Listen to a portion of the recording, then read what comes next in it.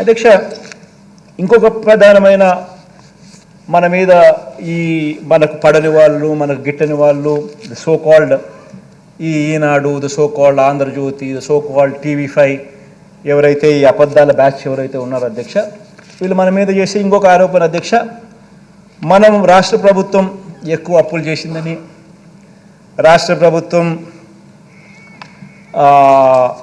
విపరీతంగా జగన్ హయాంలో అప్పులు చేసిందని వాళ్ళు ఇష్టం వచ్చిన నెంబర్లు కూడా చెప్తూ ఉంటాడు అధ్యక్ష.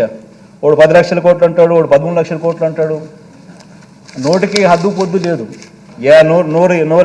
నోరు ఏ మాదిరిగా తిరిగితే ఆ మాదిరిగా చెప్పే కార్యక్రమాలు జరుగుతూ ఉన్నాయి అధ్యక్ష. ఒకసారి గమనించినట్లయితే అధ్యక్ష, రాష్ట్ర ప్రభుత్వం నేరుగా చేసిన అప్పులు, గ్యారంటీతో కూడా వివిధ కార్పొరేషన్స్, వివిధ సంస్థలకు చేసిన అప్పులు విత్ గవర్నమెంట్ గ్యారంటీస్, ప్రభుత్వ గ్యారంటీలు లేకుండా కూడా ప్రభుత్వం చేసిన ప్రభుత్వ రంగ సంస్థలు చేసిన అప్పులు, ఇవన్నీ కూడా పరిగణలోకి తీసుకుంటే అధ్యక్ష, గమనించినట్లయితే అధ్యక్ష 3 స్లైడ్స్ క్లియర్గా కూడా చూపించడం జరుగుతూ ఉంది అధ్యక్ష. అధ్యక్ష, ఇవన్నీ కూడా తీసుకుంటే అధ్యక్ష, విభజన నాటికి గమనిస్తే అధ్యక్ష, ఫస్ట్ కాలం అధ్యక్ష, విభజన నాటికి స్టేట్ గవర్నమెంట్ డెట్టు, తర్వాత రెండో కాలంలో విభజన నాటికి 1,18,050 కోట్లు స్టేట్ గవర్నమెంట్ డెట్ ఉంటే అధ్యక్ష, స్టేట్ గవర్నమెంట్ గ్యారంటీడ్ డెట్ మరో 14,000 కోట్లు. మొత్తంగా చూస్తే debt state government debt, state government guaranteed debt రెండు కలిపితే 1,32,000 రాష్ట్ర విభజన టయానికి ఉంటే, చంద్రబాబు నాయుడు గారు మే 2019 అంటే తను దిగిపోయేసరికి మే 2019లో ఆయన దిగిపోయాడు అధ్యక్ష. మన ప్రభుత్వం వచ్చింది జూన్లో వచ్చినాం.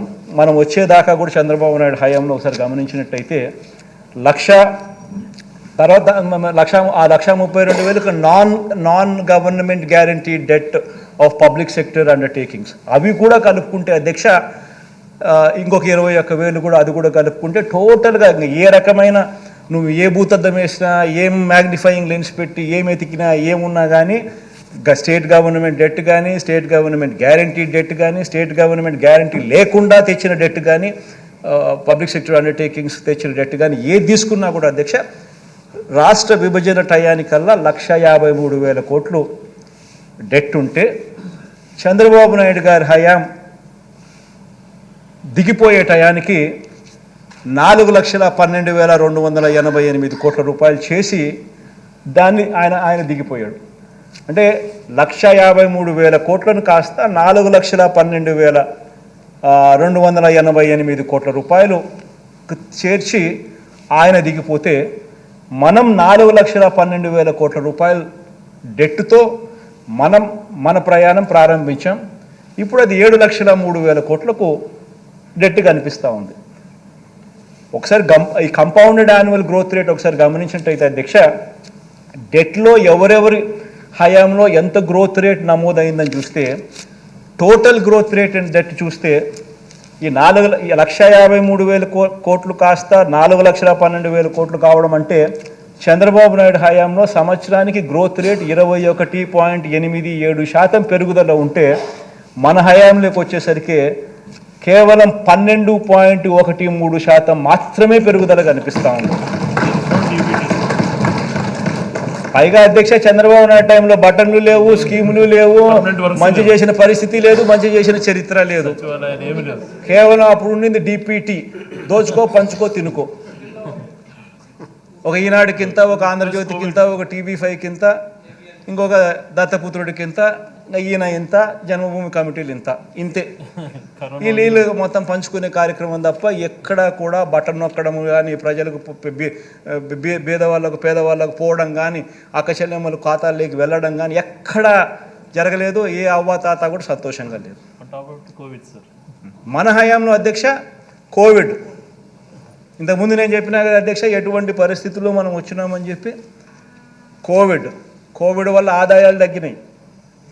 కోవిడ్ వల్ల ఆదాయాలు తగ్గినప్పటికీ, కోవిడ్ వల్ల ఇంకా అదనపు ఖర్చు పెరిగినప్పటికీ, అన్నీ జరిగినప్పటికీ, ప్లస్ ఎప్పుడూ ఎవరు ఊహించని విధంగా బటన్ నొక్కే కార్యక్రమం మనం తీసుకొచ్చినప్పటికీ, ఇన్ని లక్షల కోట్లు మనం ట్రాన్స్పరెంట్గా, ఎక్కడ కరప్షన్ లేకుండా, వివక్ష లేకుండా ట్రాన్స్పరెంట్గా మనం పారదర్శకంగా ప్రతి అకౌంట్కు మనం చేర్పించిన పరిస్థితుల్లో ఇంత చేసినప్పటికీ కూడా చంద్రబాబు నాయుడు హయాంలో 21.87% compounded annual growth rate of debt ఉంటే మన హయాంలో కేవలం 12.13% మాత్రమే ఉంది అధ్యక్ష.